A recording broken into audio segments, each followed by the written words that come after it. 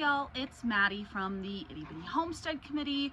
It has been a hot past couple of days with the most recent heat wave that's come through the United States. So I thought today we could talk about heat and rabbits. And spoiler alert, for those who don't know, they don't get along. So let's hop into what you can do about it.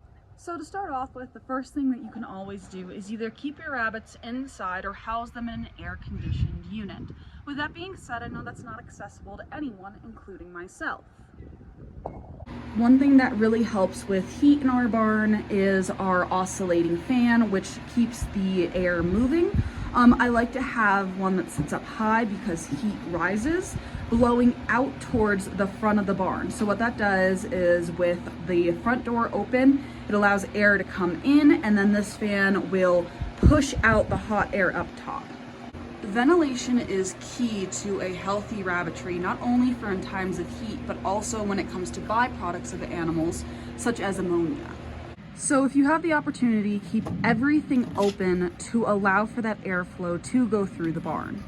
Something else we'll do is, if it gets over 80 degrees during the day, we will shelf the kits inside. So any kits that are under 4 weeks old we'll take inside to keep cool. And that's just because we want to ensure that the kits don't overheat, and they're more likely to have problems with heat stroke. So these little guys in here are penguins babies, and we've been bringing them in at about 10 a.m. and then bringing them back out at around 7 p.m.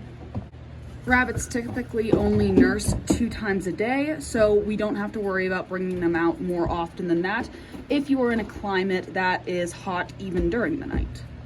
Another thing we do is provide cold, fresh water, and we'll replace this every 2 hours when the heat index is above 80. You can also provide ice packs and frozen water bottles for your rabbits to lay on. Ceramic tiles that rabbits can lay on as well are amazing options also to help cool rabbits down. You can also throw ceramic tiles into the freezer for a little while to give them an extra coldness that helps bring down the heat. And then in a pinch, if you don't have any other options, you can take a little bit of isopropyl alcohol and dilute it with water. With that, you'll take it and wet only the rabbit's ears. You want to avoid wetting the entire rabbit, because if you do so, it won't allow them to properly regulate their temperature and can give them hypothermia. But just wetting down their ears helps with body regulation and cooling them off, kind of like how you sweat.